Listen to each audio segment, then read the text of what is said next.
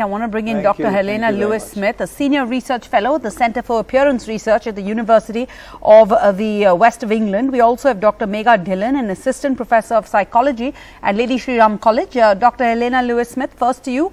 The Dove Self-Esteem Project is the largest provider of self-esteem education in the world. It's reached some 69 million globally, 1.7 million in India alone. Could you tell us a little bit about this? Of course. Well, first of all, thank you so much for having me here today. It's really a privilege.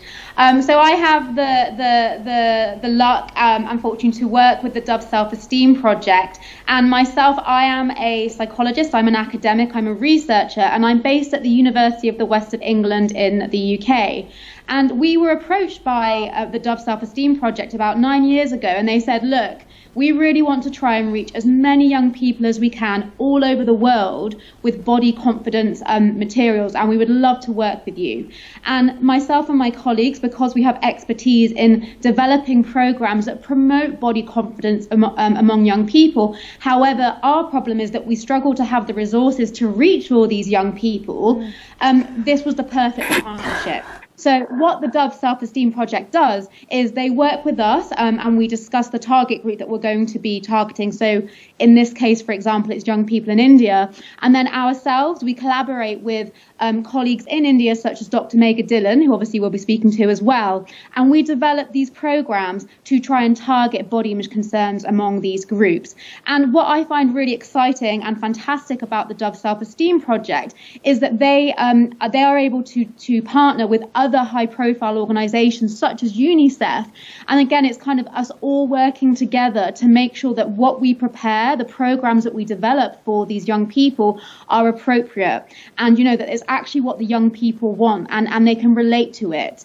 And I think what's particularly important in this day and age, and as has already been discussed so much already, is, you know, kids leave school and they go on social media, or they go and watch a Bollywood film, or they read a magazine. And so, you know, we can't really just be reaching kids with lessons in schools because they find that quite boring. So we need to be a lot more innovative in what it is that we're actually, the format by which we're helping them. So we've been working with other organisations as well to develop games, to develop chatbots, to develop cartoons, and in this case, excitingly, we've been developing comics. So I think it's really about thinking the innovative and educational but engaging ways that we can be helping young people, and that's what the work that we do with the Self-Esteem Project is so fantastic. And we hope that we'll be reaching another 6.5 million lives when we finish the evaluation of the comics, as we will be delivering teacher training across 8 states.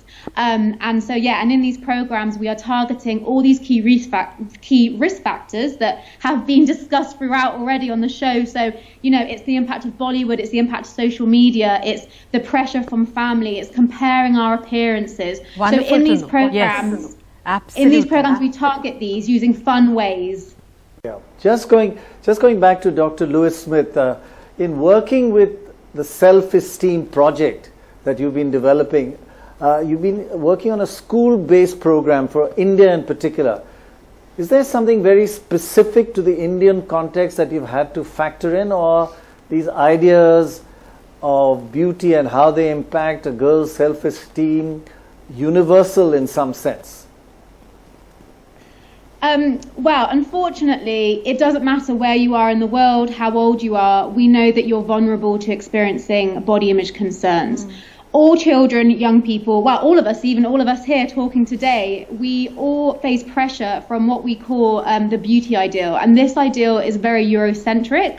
So for women, it emphasizes, you know, being thin, being slender, being tall, having long hair, you know, having fair skin. And for men, it emphasizes being muscular because, you know, we can't forget the boys. We also target boys in our programs, and there is enormous pressure for boys to be muscular as well.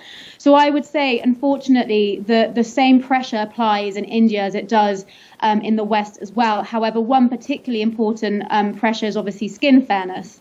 And that's obviously something which is particularly important in the Indian context because it's so ingrained and it's, you know, associated with, you know, social success, capital. However, unfortunately, you know, by seeing Bollywood, posters everywhere and by teasing people about being darker than other people, again, it's reinforcing the deeper issue, which is obviously prejudice. So in the interventions, we focus on all these different pressures, but particularly for the Indian context, we also talk about the impact of family, because as we know, family puts a lot of pressure in relation to appearance. Girls have always experienced pressure relating to their appearance, but it's particularly strong in the Indian context. And then the other thing that we focus on in particular for this context is body talk. So when I talk about body talk, it's like me saying to you, hello, Dr. Roy, oh, wow, you look great. Have you lost weight? So even though I'm paying you a compliment, that's still something which is reinforcing the importance of appearance. And we all do it so often. It's a way that we greet people, but unfortunately, it's giving appearance more importance.